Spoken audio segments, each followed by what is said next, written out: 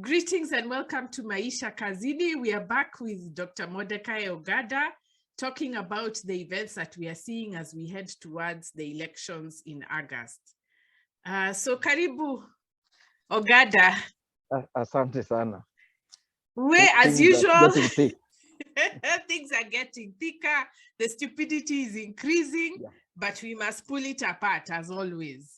So maybe speaking of stupidity, we can start with this whole saga of academic papers, of people being or not being allowed on the ballot based on the academic papers. What is your take on this whole hula baloo about degrees? I think the hula baloo about degrees is very disingenuous. It says so much more about us as a society than it says about the candidates themselves. Because we are so hung up on papers and stuff as qualifications that we are avoiding the human element, which is most important. And if someone's on the ballot, if you don't think he's an appropriate leader, you have to look at him and make the decision. I won't vote for him. I'll vote for the other guy or the other lady because they are a better candidate. This desperation for Kenyans to have bureaucracies and commissions like CUE make the ballot choices for them is escapism. And you even look at the people obsessing now about the dishonesty of candidates and the lies they are telling. And this is the same constituency that chose Sonko in a landslide during the last election. So I would not consider Nairobi voters good judges of character and honesty and sensibility. No, I don't think they qualify. And in fact, for me, I got so surprised by the fuss about papers. And yet, like 2 years ago, people were saying, why are we fussing with university? People should go to TVET.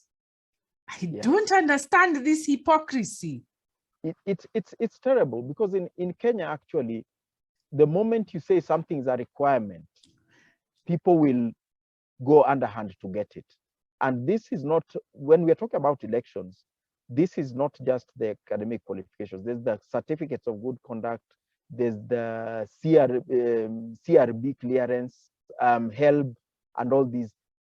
Yes, there are all these certifications that many of these people simply don't have, yet they get approved.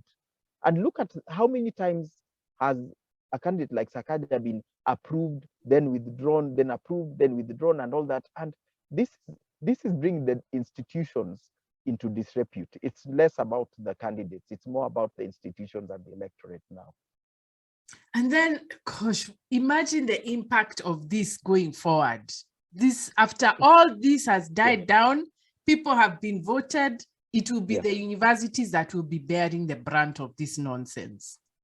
Yes, exactly. And the commission, which should be looking at the doldrums in which our universities are sunken into now, is busy mobilizing all its resources and even stretching its mandate across international borders because of one individual. Why they're even running investigations outside this country because of an individual. No, that says a lot more about our systems and the commission itself than it does about the individual. The individual is subject to a ballot. Let him be voted out if he's not the person we want. Why do you think we have that law in the first place? I think initially it was designed to lock out poor people. Ooh. It was initially designed to lock out the nobodies, but now we ended up because it's a fact.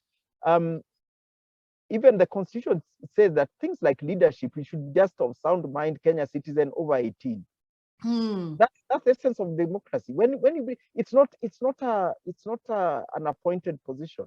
It's not an appointed position. After all, if we look even at the degrees, my degree, for example, in zoology, why should that qualify me to be governor of Nairobi?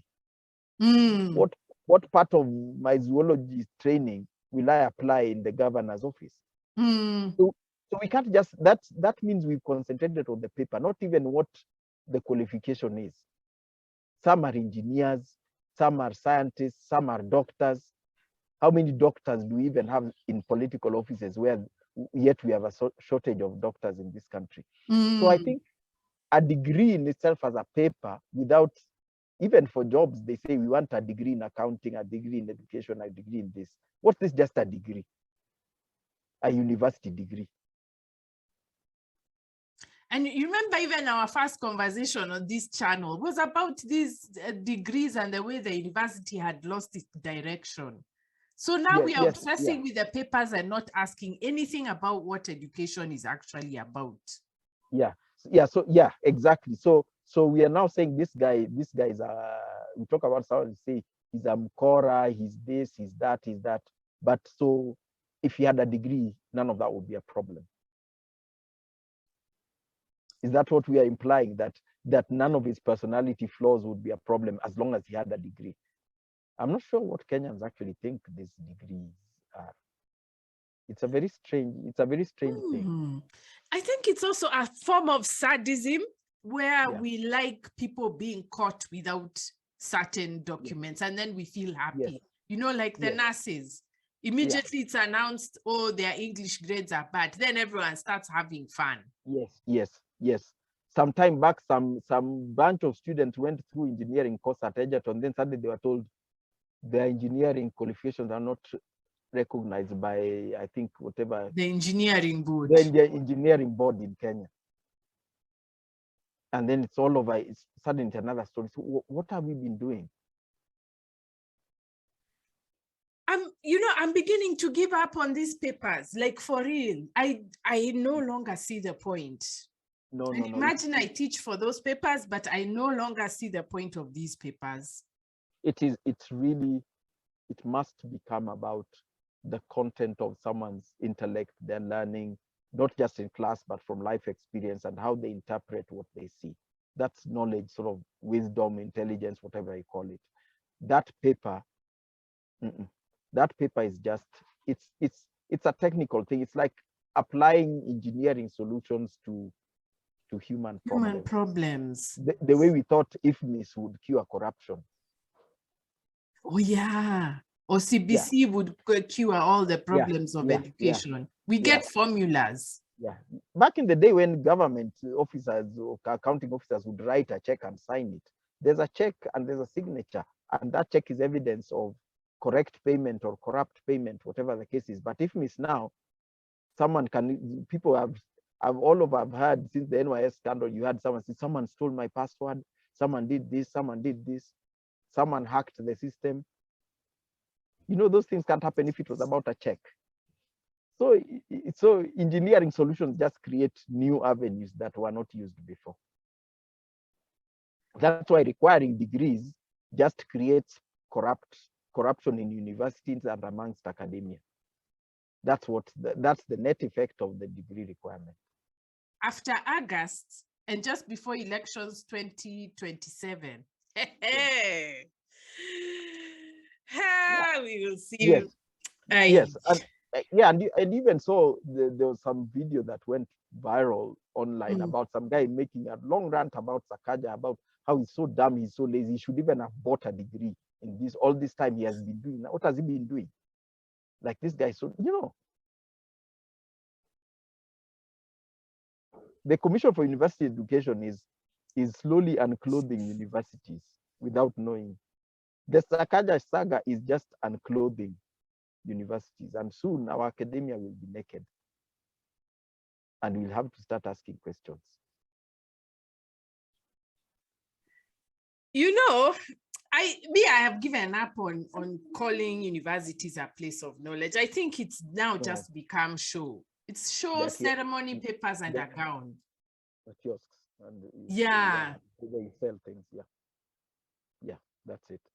Hey, but that law needs to be removed, and all the laws which say you cannot have this without this, because all these requirements are turning into avenues of corruption. They're all avenues of corruption. They're all paid for. Even people with cases in court get certificates of good conduct. So what does that certificate mean? certificate of good conduct, you pay for it. It's Yes, there on yes. e-citizen. You don't need Yes. to go to the cop station. Yeah, yeah. You It's a just payment. pay. It's a tax. It has nothing to do with your criminal record or lack thereof. It's just a tax. And you see, even if they tell people go to the police station, it's just another avenue for police to ask for bribes. Yes, go there and pay something to somebody. It's nothing to do with your character or your conduct. And I've just remembered, because there seems to be it's like there's this spirit in the government of focusing on appearances rather than substance. Oh, yeah. So even like this story of the DCI now deciding the biggest issue facing Kenyans is that we don't have good storytelling. Yeah. And they are there to help us with stories. Yes, and they need to engage cartoonists to even illustrate that nonsense rather than prosecute those cases in court. So we are obsessed with appearances, especially appearances to something that looks good to the elite, looks good to Westerners, looks good to the middle class. So as long as it looks good, the substance of it doesn't matter. It doesn't matter. We like those stories that are written like on the DCI page. It doesn't matter whether those people in those funny crime stories were arrested, taken to court, and sentenced. The story always ends at arrest. It's like, why can't that story tell us about the story of the court case? What happened in court? Have that funny cartoonist of there draw the magistrate and judge sentencing this guy to 5 years. But the story only ends at some funny running up and down, a fist fight and arrest and handcuffs. Story over. You know, they are modeling Hollywood. Yeah. They're modeling the crime sitcoms of Hollywood. Yes. But see, they can just give artists that work, they do it on TV instead of turning the police into Hollywood. Yeah, NYPD Blue. Oh, yes. Hawaii 5-0 and this kind of thing. And those of us who are old enough used to read some books, right? James Hadley Chase. Oh, yeah. Yeah. That's that sort of thing. And the reality of justice prosecution is getting lost in all that noise.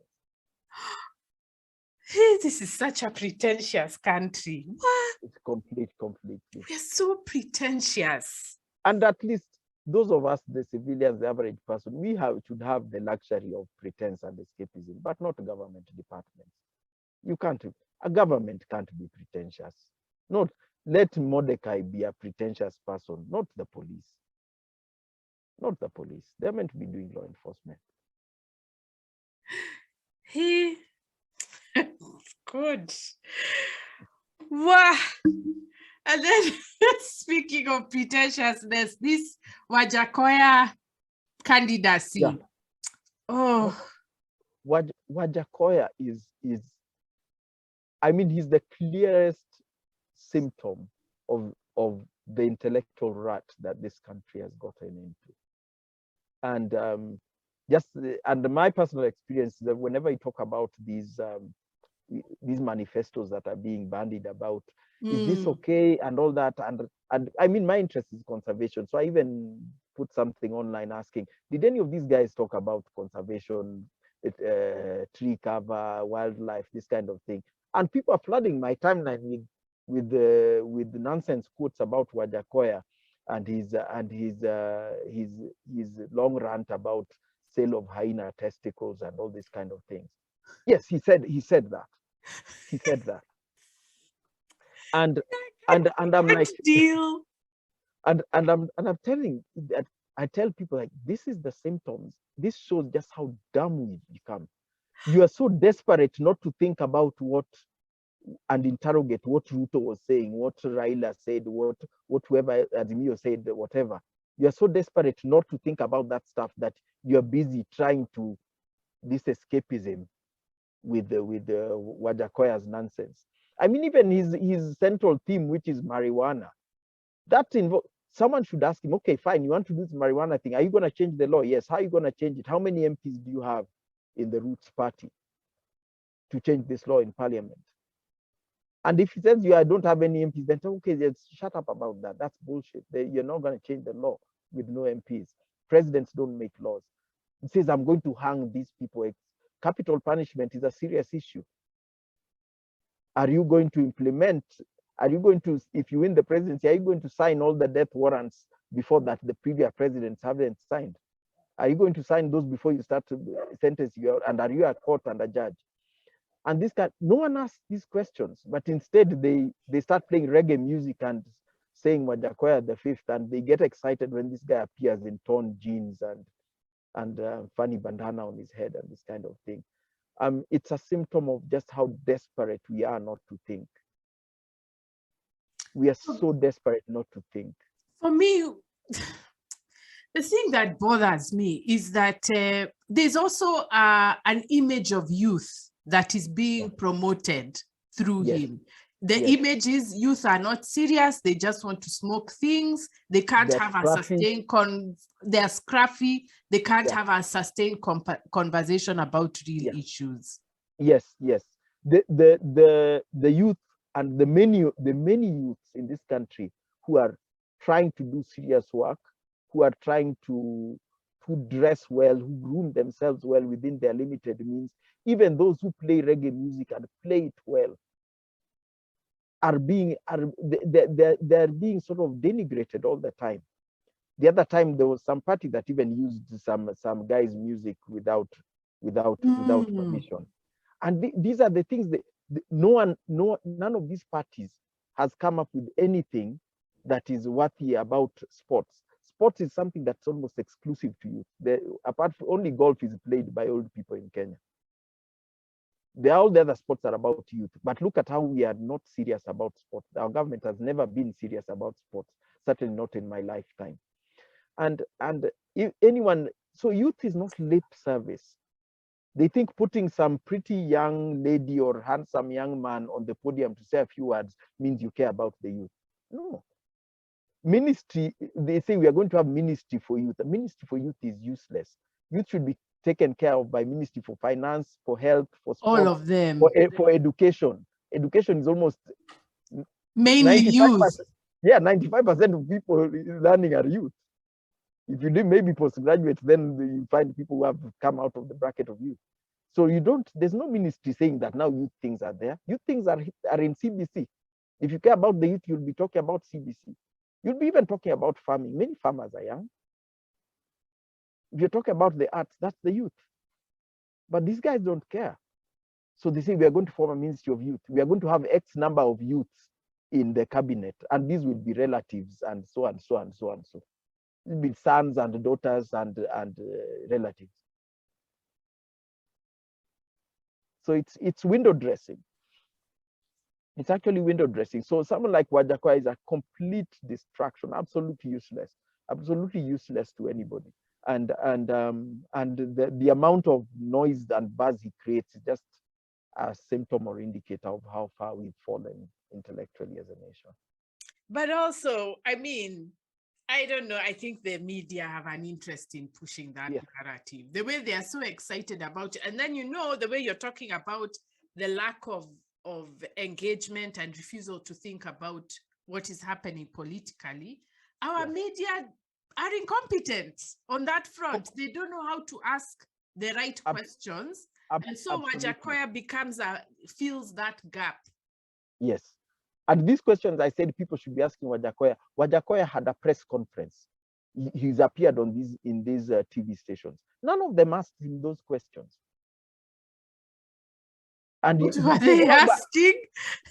I don't even know what I mean. Some of the things he's saying, like we're going to promote snake farming and all that. Snake farming is something that has been permitted in Kenya for the last number of decades. It's something that goes on. There's snake farm in Watamu. There's one I know in Baringo.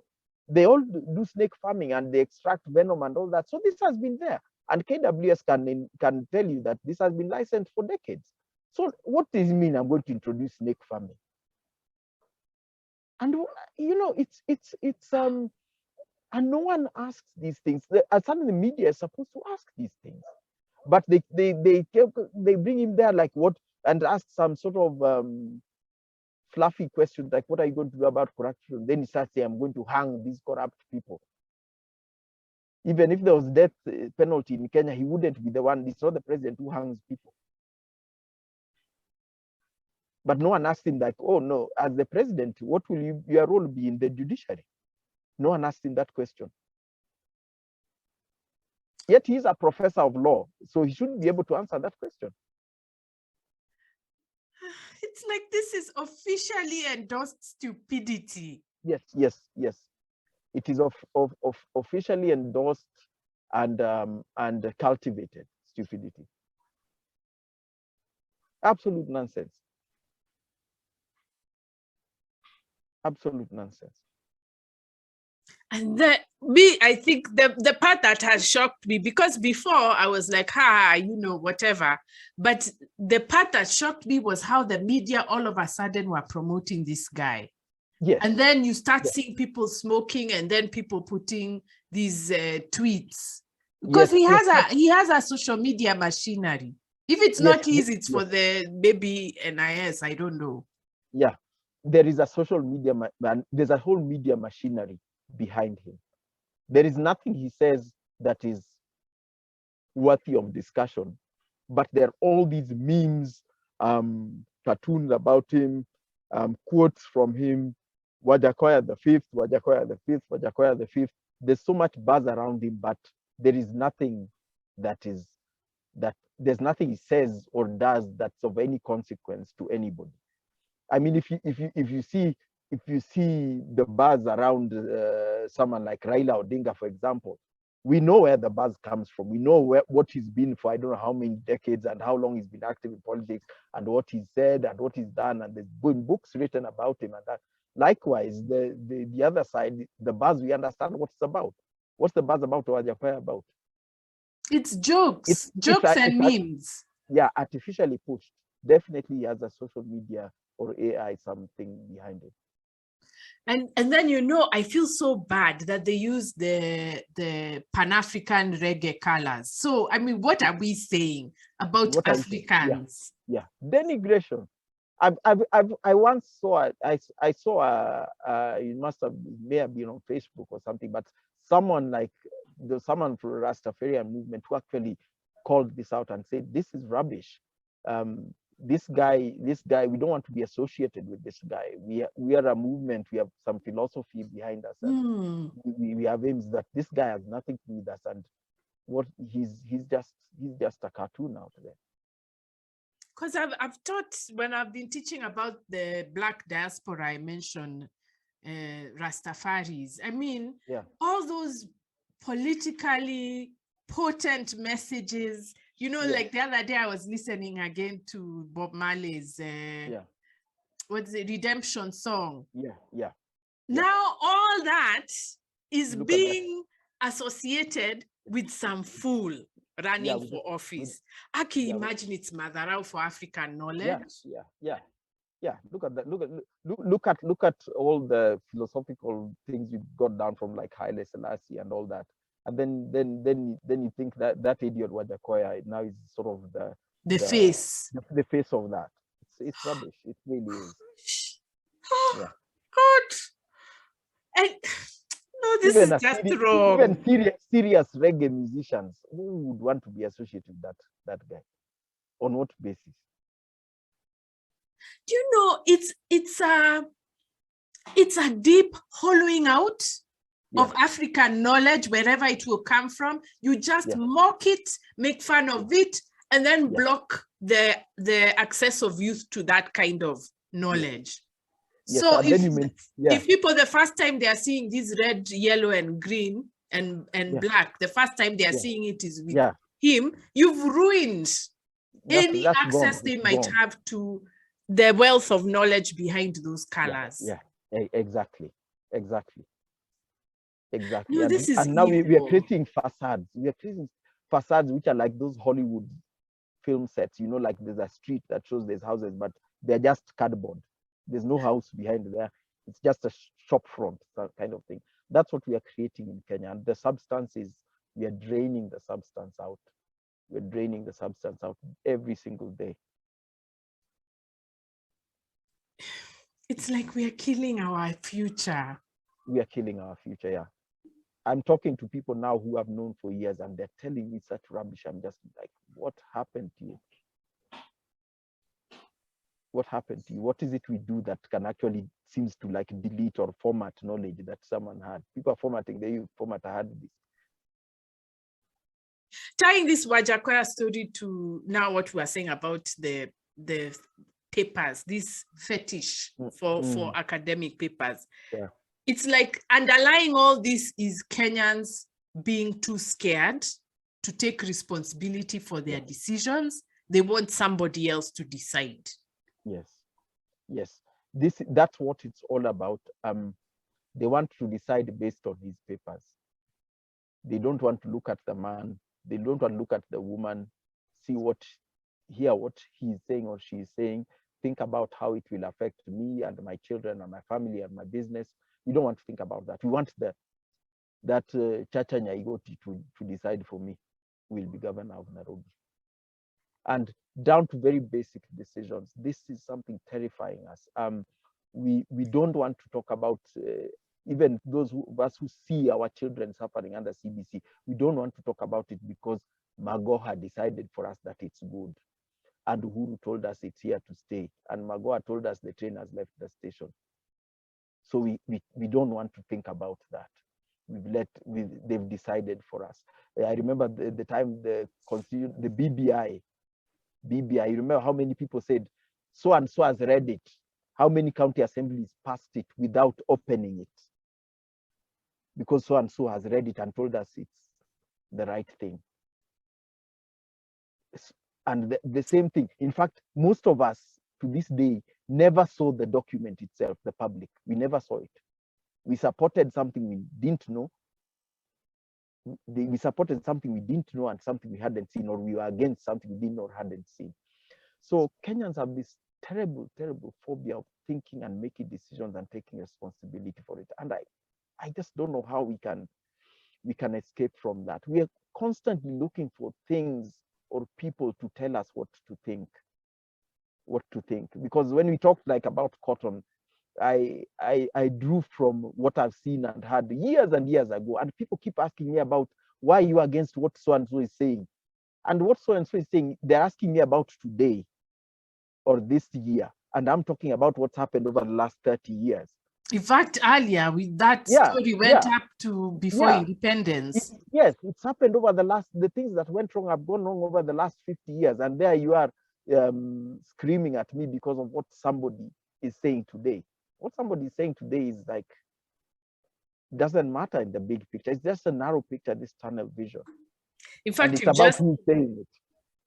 And you've reminded me that I just did an interview this week on education, and the person who was interviewing me said, hey, the problem is that we don't know our history of education. We don't know how this system started, and we are not looking in the long term. We're just looking at the present. Yeah. We look at present minutiae. Like literally someone says, yeah, I can afford a ream of paper, so it's fine, I'll buy it. That's it. That's the limit of it. So I can afford airtime. So if they demand me, my son to be transmitting, to be sharing photos of him doing it, I can afford the airtime. I can afford a smartphone. So that's fine. Let those who can't afford these things worry about it. And that's like, it's narrowness of vision that is incredible. And in a sense, even this, both the academic fiasco, and Wajakoya, it's a refusal to think about the implications of what we are saying. We are so literal. Yes. So you think you're just talking about as a person who is a candidate, but really you're talking about what you think of youth, what you think of knowledge, what you think of Pan-Africanism. But when you try to bring up those conversations, people shut you down. Yeah. And you look at, recently there was on NTV this James Smart's with all due respect. He had Professor Adams Olo and Ahmed Nasir Abdullahi talking about the different political positions. And these guys, both these guys, experts in their field. Ahmed Nasir, I think, was dean of School of Law at university, like at age 30 or something, when he just came back from Cornell, a brilliant lawyer. The things he said had nothing to do with the law. Professor Adams, a law political scientist, had nothing to contribute that came from political science. They were just gossiping and bickering like kids in a schoolyard, and it was embarrassing. These are people with, so that shows that these papers are being worn like clothes. They're not content in discourse. They're being worn like nice jackets and nice shoes. And so we look at that guy in a nice jacket. That guy must be important because of his jacket. And it's hollowness. It's complete hollowness. The hollowness of our discourse is just appalling now. And I think it increased over the last 10 years. In fact, over the last 10, and exponentially over the last 3 years, 5 years. Yes. It's just gone. Yeah. You try and talk sense, people even fight you because they're sort of embarrassing them. You're pouring cold water on the comfortable bed of idiocy they were sleeping. Oh, I fear for our youth. I really fear. Yeah. But I think the only way out is to completely ignore us. I mean, our generation. Our generation is just full of nonsense. Let them find their way, or find the few mentors they can. But generally, not. They shouldn't look up to us. There's nothing here. There's nothing here for them to look up to. And we still have like 30, 40 years to go, and we already. It's like we are brain dead. Yeah. Like we are the Walking Dead. Yeah. We are the Walking Dead, and we are dead in offices. We are dead in these classrooms. We are occupying all these positions, dead as we are.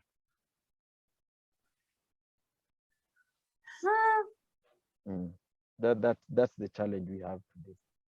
But I think also there was a faith that our generation had in bureaucracy and government process and papers. Yeah. So we are trying to make that replace the responsibility we have as adults to make decisions and stand by them. Yes. So instead, we're asking for papers, we're asking for statements from institutions, instead of just taking a position. Yeah. See, this guy is dishonest. I won't vote for him. Now forget about what CUE says. Me, I'm not going to vote for him. And you need to make decisions all the time. What you wear in the morning, what you feed your kids, if you are a parent, you feed your kids for dinner, what clothes you buy for your kids, what TV programs you let them watch, what you're going to eat for lunch. We are constantly making decisions. So why are we suddenly become so shy about making a decision and taking responsibility for it? That is why we are supporting parties and not, and people can even say something terrible, but it was said by the party that I support or that my tribe is meant to support. And then that takes the decision out of my mind. Hey, that thing is horrible, but Nani said it, so even if I hate it, I'm going to just keep quiet. When I'll start suffering, I'll start crying.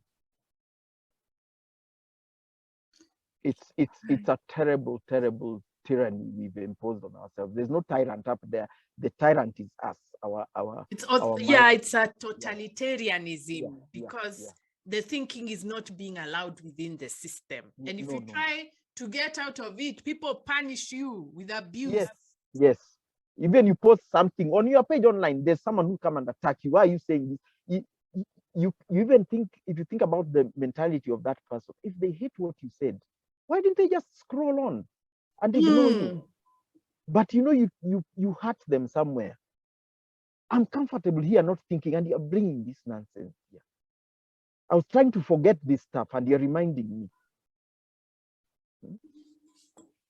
I'm trying to be happy, and you're reminding me that things are not good.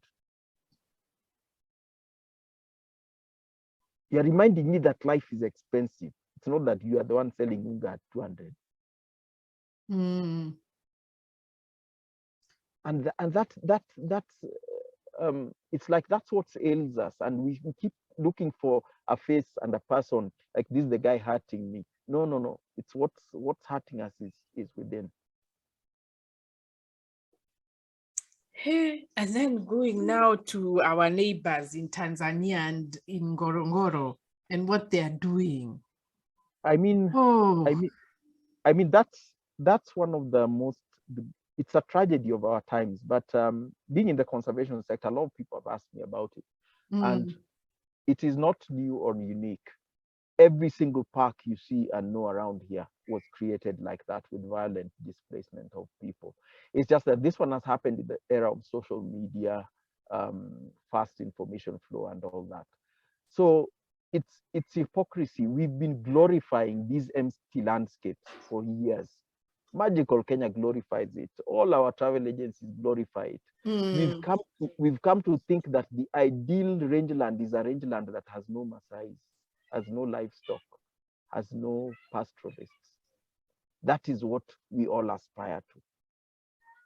And the violence meted out now is a symptom of those aspirations.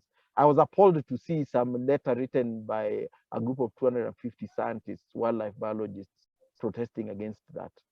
Yet every research paper we write says that humans are a problem to wildlife. No research paper written says the Maasais are good custodians of wildlife, which they are. So what the Tanzania government is doing is just implementing what scientists have been saying for decades. So scientists should not be so hypocritical to start protesting. They're following what we've been telling them. We are scientists. In fact, it goes back to what we were saying before about we care more for the appearance rather than the substance. Yes. We've been romanticizing Serengeti as these empty plains. Serengeti was a homeland of the Maasai people until Bernhard Riemek from Germany came in 1955 or something and decided it should be a wildlife habitat. And even the areas people are being driven out of now, it's Bernhard Riemek and Frankfurt Zoological Society who first pointed them out those early in the 60s. Even though now they're feigning innocence, they don't know what's going on. And now they want that area for, I've heard people say it's for hunting and leisure. Yes, it's for hunting. And again, hunting is very effective in that way because you can't stay there. Obviously, you say that no, if you want to hunt in this area, obviously Mordecai has to be because of his safety. You can't be shooting guns around and Mordecai is hanging around with his boats and all this kind of thing. So hunting is a very powerful tool for annexation of lands today. But all of conservation, the whole conservation sector, we have been celebrating emptiness of Africa with no black people. So the Tanzania government has just been implementing what we've been saying for so many years. So we should get off our high horse and start and face the reality that these pastoralists are the best stewards of this land. And that's why wildlife only exists in their homelands. So it's counterproductive. I don't know how much violence, how many people do we want to push out? How many do we want to kill until things go bad and they push back? And are we ready for that pushback? It's really tragic. And in Kenya, we're using obviously more subtle methods. We are using this hoodwinking them with conservancy agreements. We are compromising elders to grab lands in the same manner of the Anglo-Maasai agreement of 1904, whatever. And it's like a bucket going to the well every day. One day the bottom will drop out. And it will be tragic in whatever way. Either it will be people fighting back, or it will be some young people will sit down and think like, you know, you guys, the reason why we are being pushed off our land every day is because of this wildlife. You know, you guys, if we got rid of this wildlife, we'd live in peace here. If someone makes that calculation, it will be tragic for wildlife. Because I know Luos are not being pushed off their land because there's no rhinos in Luo land. Nobody will get pushed off their land in Nyanza. There's no lion there. But these people who have conserved wildlife and lived with lions and elephants for all these years, we are now punishing them. We are punishing them for their good stewardship. if you think about it ethically, it's so perverse. It is. It's evil. So perverse. It's evil. It really is. It really is. So we need to think about that. There's a running theme in all that we've talked about, this hollowness. Yeah. But it's at the center of this is colonialism. Yeah. Really. Yeah. We've been given systems that are hollow, that the focus is on how things look rather than what they are. Yeah. And then now this thing you're saying about they corrupt elders. What? Even down to people, it's about now how people look, not what they are. And yeah, it's the corruption of elders. And it's the system of elders is something that strengthens societies. And perversely now it has become a weakness. It's become a weakness instead of a strength of those societies. And it's been ruthlessly exploited by conservation pirates. And it's really bad, because for our environment, we don't even know what we want as our environment. We know what tourists like. We know what David Attenborough likes. We know what National Geographic likes. But we don't know what we want. We know what's good for us. We know what out of Africa movie shows, but we don't know what we want. What do we want? Or have we ever asked ourselves, what is it? What do we want? We can keep people out of a park like Hell's Gate and kick them out. And then when white people want to hold a rally, we welcome them. Welcome to Hell's Gate. When Mordecai goes to the park, speed limit 40 kilometers per hour. I don't know how fast World Rally Championship cars go, but it's above 40. But it's fine because they're white and elite and colorful and noisy. And it puts Kenya on the world map. That stupid term. That stupid world map thing. I really hate hearing people talking about world map and world standards.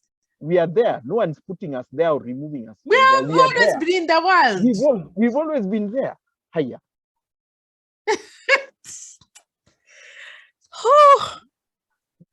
Okay, what are we going to do? Because it looks like the real issue post-August, whenever, is it 9th? It's not even corruption or theft in public coffers. It's like a deep corruption of the soul. Yeah, it's a deep corruption. We've died inside. Yeah, zombies. And I think the issue there is Kenyans will wake up and realize that this guy whose name you've been singing up and down will not fix this thing for you. We must make the decision. Am I going to plant cotton to sell there, or am I going to plant maize to eat? Am I going to send my kid to accept the school to tell my kid this, or am I going to go to the school and tell them, no, my kid, I don't want my kid showing his picture of his bedroom in school? And you know, these sort of things. Are we going to wear certain garments? Are we going to accept certain exploitations? Am I going to walk into a place and someone tells me, bring a certificate to show you are not a criminal? Instead of standing up for myself, you know, the reason I'm walking free is because I'm not a criminal. I don't need to be certified. I went to Kenyatta University, did this study and got my degree, and I have my thesis and it's there online. I'm not going back to have Kenyatta University tell you that my degree is genuine. I'm not.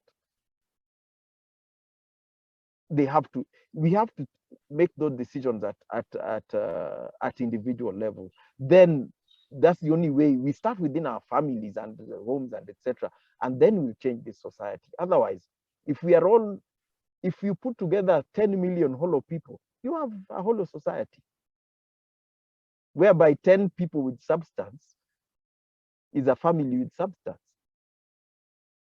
or a football team with substance, whatever 10 people might be. But if you put 50 million hollowed out people, that 0 plus 0 plus 0, 0 times 50 million just equals 0. It just equals 0. It just equals 0. And we need to realize that we are the substance, not the person who gets into office on August 10th.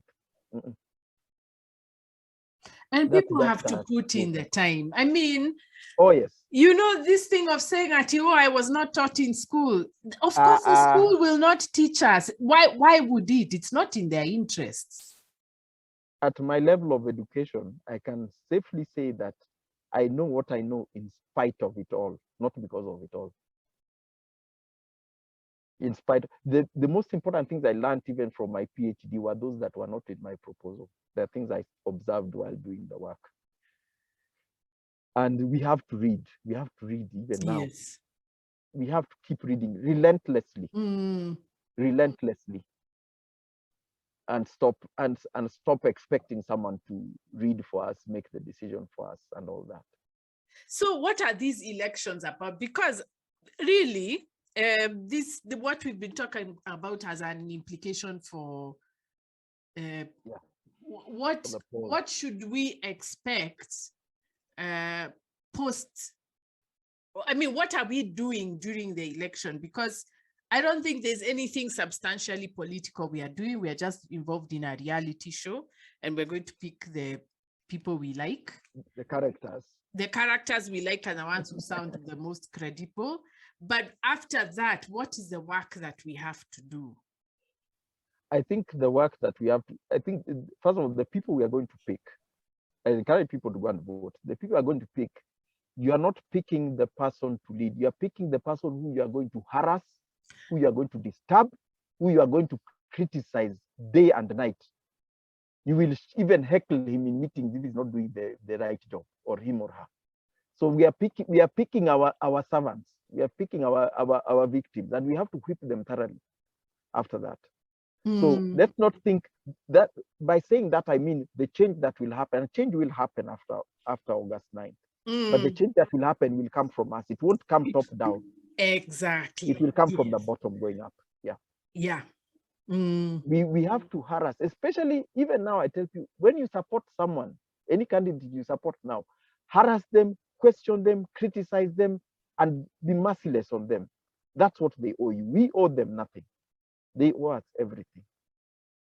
So and don't listen to people telling you about positivity and I don't know that nonsense. No. That positivity, that's rubbish. If you want positivity, you go and watch Disney movies. Hapa ni Kenya. Don't watch Little Mermaid. I'm going to use that one on Twitter next time I'm asked about positive. I'll just put Cinderella. I'll say, watch this. Disney is working very hard to produce these movies, and then you're asking one day to give you positivity. Yeah. That's a good one. That's a good one on which to end. Yeah. I think I'm actually looking forward to this August. Let it come. I'm really looking forward to the end of it. I don't expect a good election. I don't expect there'll be a lot of fraud. That one. I'm looking forward to its passing actually. So I want it to be over. Yeah.